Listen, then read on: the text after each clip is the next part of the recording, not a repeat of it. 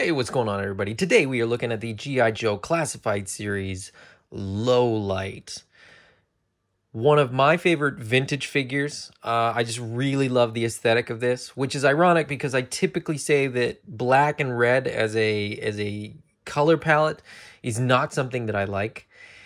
However, there's just something about this deco for a sniper and somebody who's sort of a sneaky kind of night stalker that works perfectly, in my opinion. So let's take a look at the box. First up, we have that digital render that we've been getting on the G.I. Joe classified figures, and this one is pretty nice. I mean, we've seen a lot that have references to the cartoons and stuff like that. To the best of my knowledge, I don't really see much of that here. We get low light here hiding behind a tree. I think what we get here is the Cobra Valkyries, which is kind of cool. You know, it's kind of like a cross-sell in a weird way. Up top, we get the loadout for the accessories that we're going to see in the box. And then, of course, as we've been getting with these boxes, the art on the side there, the nice painted, profile picture for low light. On the side, we get the blue digital camo kind of render, number 86, with the QR code and the specialty icons, which are too small to read, so they put them on the back as well. There they are. The full box loadout on the back as well, and low light stands at 6.3 inches tall, or 160 millimeters, which is a fair bit taller than some of the other figures. I opened Tunnel Rat recently, and I think he was 6 inches. A lot of them are, 6'1", 6'2", 6'3" is one of the bigger ones. Then a couple details get called out. His cool red goggles there, as well as, some of the detail. Now, this is one of the weirder ones because there's not really anything being called out here. This is just the figure's torso. I don't know. I mean, is that a sort of a sign of things to come? There's not going to be much going on with this figure. We will find out. We get the full art on the side there, and low light is number 86 for those of you keeping track. Let's get him out of the box. Okay, so I'm taking him out of the box, and this is how he comes out of the box. He's got an attitude. So here is low light out of the box. And I'm going to be honest, I've got some issues with this figure. Overall, the figure is great. I'm going to say that right off the jump. I'm going to start with the cons, and then I will go over the pros. The cons are primarily in terms of kind of nitpick. They're not in terms of design choices. They're not in, they're not detail-oriented things. They're things about like the sculpt and stuff. Or maybe just the execution of the sculpt. So they've put a buckle on the torso crunch.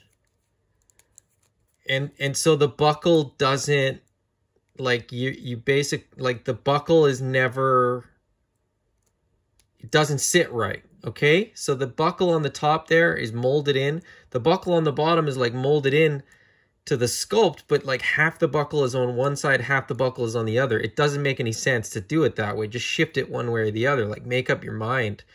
The ab crunch as well, like, doesn't sit right. Can you see there that there's like a little notch? Like it never, no matter what the angle is, it's never flush, which is also weird. The torso to the waist never sits flush. There's a weird gap in his leg. I don't know if you can see that.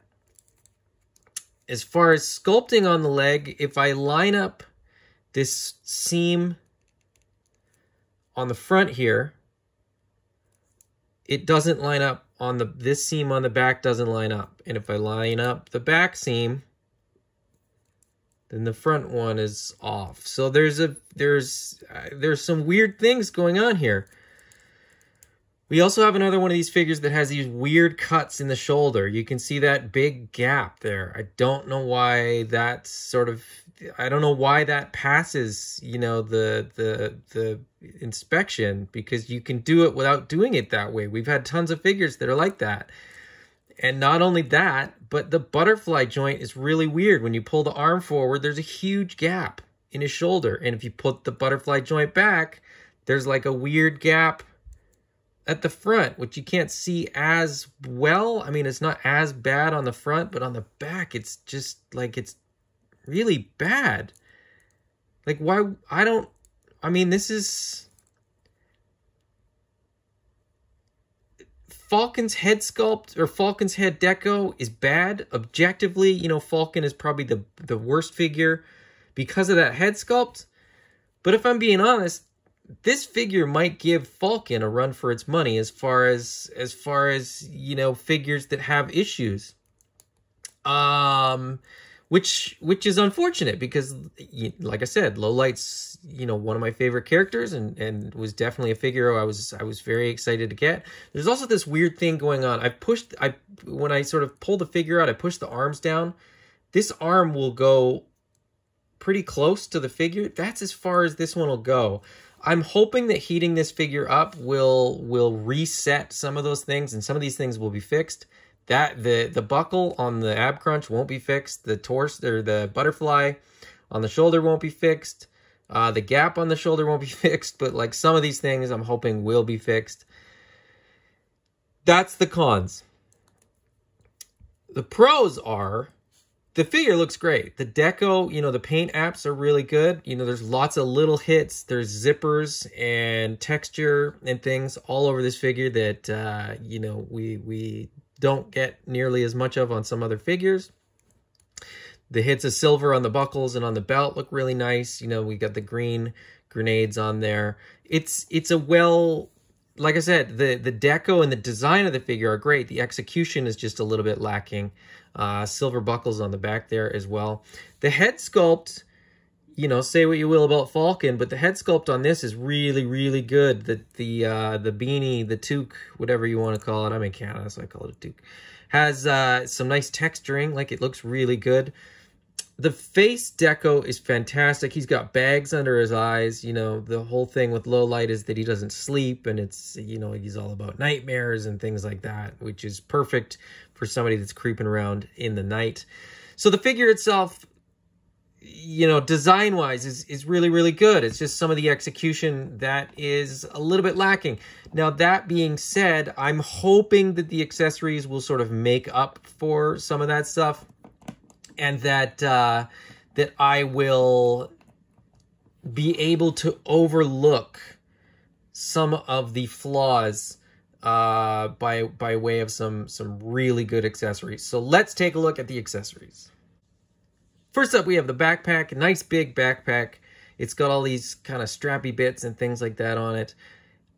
I do wish every once in a while that we would get some backpacks with a little bit more deco on them. They're almost entirely all, you know, just cast in solid colored plastic, which is okay for what they are. You know, they're on the character's back. You don't see them that much, but they put so much time and effort into the sculpt, into the design, that it almost feels like a shame. This is a good example, because like, this is all textured, and then, you know, it's a different texture on the top, and it's a different texture on that strap there, and then it's all textured and sculpted, and like, it's a really, really good looking backpack, and I just don't know that people are going to appreciate it for what it is. We get a knife there with a painted blade, which looks really, really good. We've been getting a lot of painted blades recently, which I think is a nice nice thing to see. Getting just plain black blades isn't the end of the world, but having a blade with some paint is quite nice. We get a smaller firearm for Lowlight there, and that one is going to come with a removable magazine.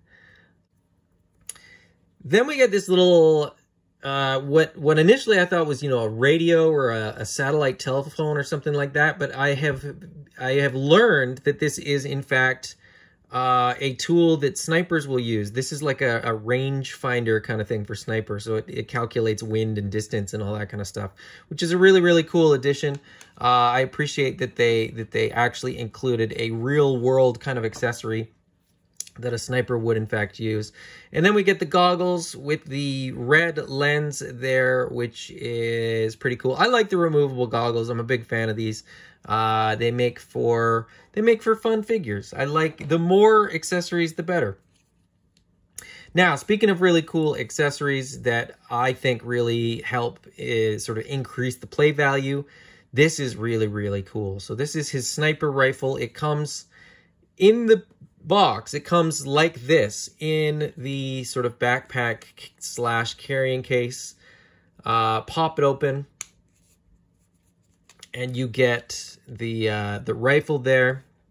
You can see the rifle as well as the suppressor, the scope, and the tripod. So very, very cool. Let's just pop this out just to take a closer look at it. I'll pop it out and put it together. So there's the rifle itself. Pretty long, fairly slender, relatively straight right out of the box because it did come out of the case. It is fairly soft though, so your mileage may vary. It may be a little bit more crooked for yours. The sight or scope is not keyed. I thought it was, but it's not. So mount that on there. You get the tripod, which is just going to click on the bottom. It's a little looser than I would like. You know, the tripod is a little bit wider than the clip is. So that's that. The magazine, the teeny tiny magazine, is removable.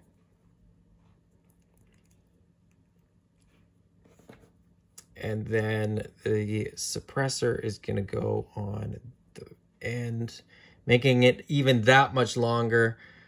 That's a pretty cool little weapon. I do appreciate that they put it in the case, and you know that the case will fit on the backpack. Accessory wise, I like it. I mean, I appreciate all the accessories that we've gotten with this figure. Does it make up for some of the sculpt things going on? I don't know. I think I'm gonna have to gear him up to decide. So I'm gonna get him geared up and then sort of give my overall impressions. Okay, so here we have low light all geared up, and my impression, it could have been better. That's what I'm gonna say. It's not a terrible figure. Like I said, Falcon's head sculpt, I think, still puts him sort of a notch below low light. The accessories didn't do enough to kind of win me over. The head sculpt is great. The goggles I don't love. I think we've seen better goggles on multiple figures so far. These ones aren't as good as I wanted them to be. We've seen, you know, metallic tinted lenses on a bunch of goggles. These are not. The paint app on my goggles is like shifted a little bit too. The figure is good. The figure is sufficient. I would say if you're a fan of low light, this is definitely a figure that's worth getting. But at the end of the day, I think they could have done better. I think Hasbro, you know, could have done low light better. The Pursuit of Cobra figure was better than this one. And, you know, I think there's room for improvement. But that being said, you know, I said this about Falcon as well.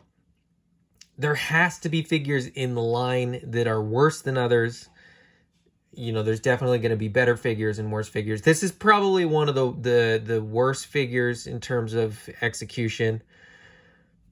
but it's still a really cool figure. And for fans of low light, I think this is a good figure. I just think it could have been done better, if that makes sense. G.I. Joe is setting such a high bar. The classified line is just coming out with so many fantastic figures that at some point, you know, you have to kind of objectively take a step back and realize that, you know, not every figure can be the 00 Pulse exclusive Snake Eyes, or the Snow Serpent, or, you know, pick your favorite and sort of insert them into that statement. This isn't their best classified figure that they've done, but it is not a bad figure. It is a very, very good figure. It's just not, in my opinion, up to the standard that classified is setting for itself, if that makes sense. So, I mean, I would still give this like a 7 out of 10. But most classified figures are like 8, 9s, or 10s out of 10, right? So, you know, Falcon's maybe like a 6, 7, 5, and this is a 7. So take that for what it's worth. Like I said, it's still a great figure, and the accessories are a lot of fun. I'm gonna have a lot of fun, you know, with the case, with the rifle. The rangefinder thing fits in his pocket there. The rifle all fits in the backpack. The backpack, the bag can be used as a backpack. One more miss, so that other weapon will fit on here. The other miss is that I don't think it's gonna look that great.